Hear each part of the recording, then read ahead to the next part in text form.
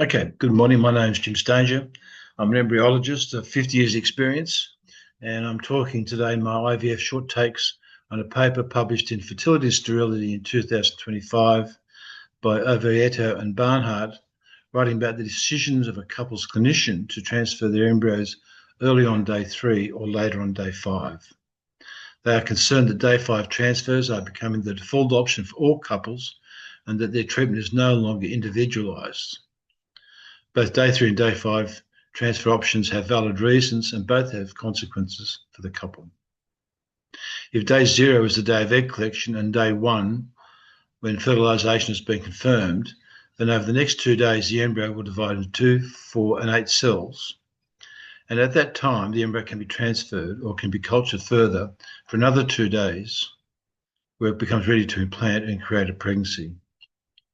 There's major change in the embryo between day 3 and day 5, where it goes from a simple group of 8 cells to day 5, where it has transformed very rapidly into a more complex, multicellular, multi-layered ball-like shape called a blastocyst. Still the same size, but it's far more complex. All embryos need to reach this shape in order to implant and create a pregnancy. So the endpoint is the same, just the pathways are different. The day 3 embryos does have a defined appearance, where it can be graded, and this is characterised by the number, the size, and the symmetry of the cells that form the embryo.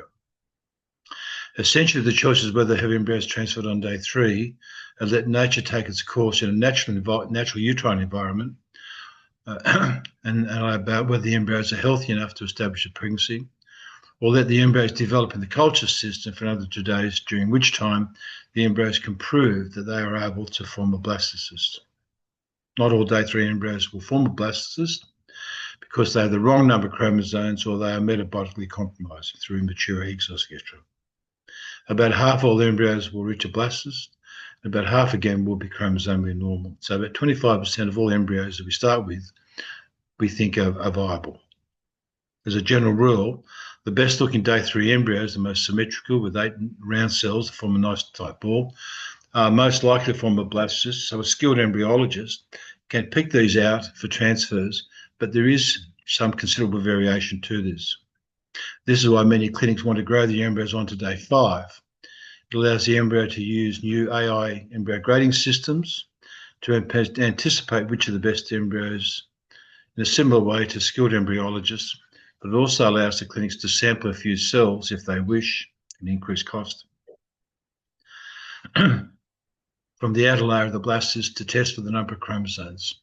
This is called PGTA, or pre-implantation genetic testing for aneuploidy. These biopsied embryos need to be frozen and stored while the testing is undertaken. So the transfer may not happen for a month or 2 after the collection cycle and involves more costs and risks. But is this always in the client's best interest? The price a couple pay for blastocyst culture and PGTA is more than a lot of money, and it is a lot of money. Some suggest that clinics may even benefit from this option.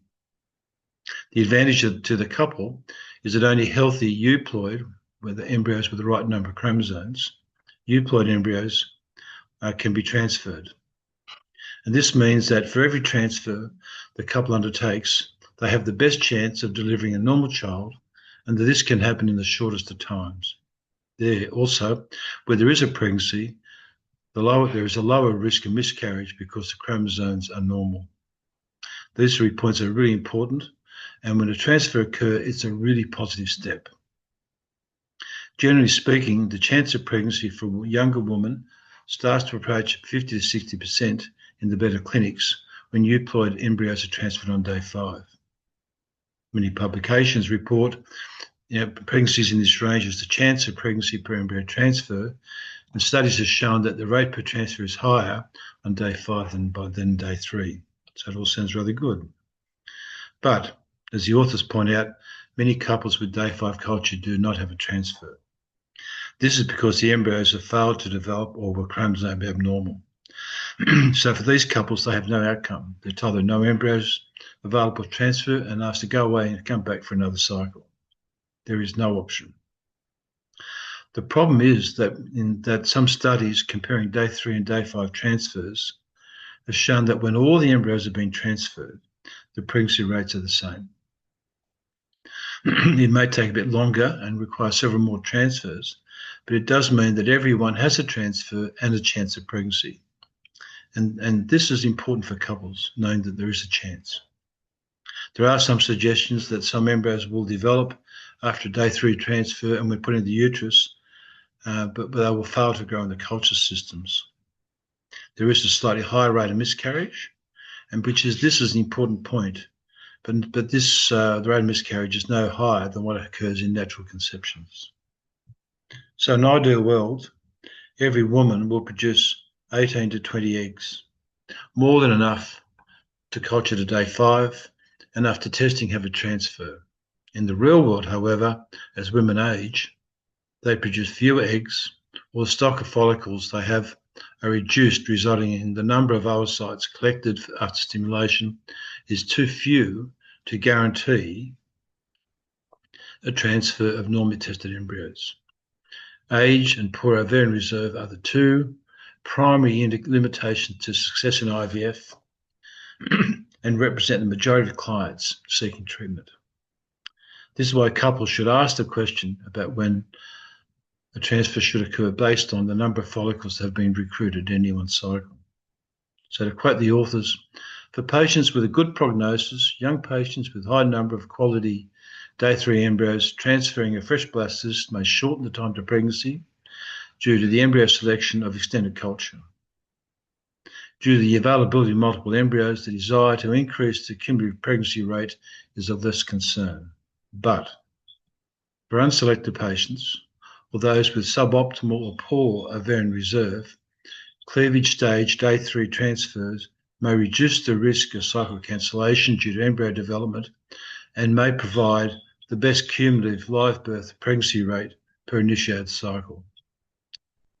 So couples should ask their doctor to explain the rationale for day 3 and day 5 in their clinic and why they recommend a particular option. Thank you.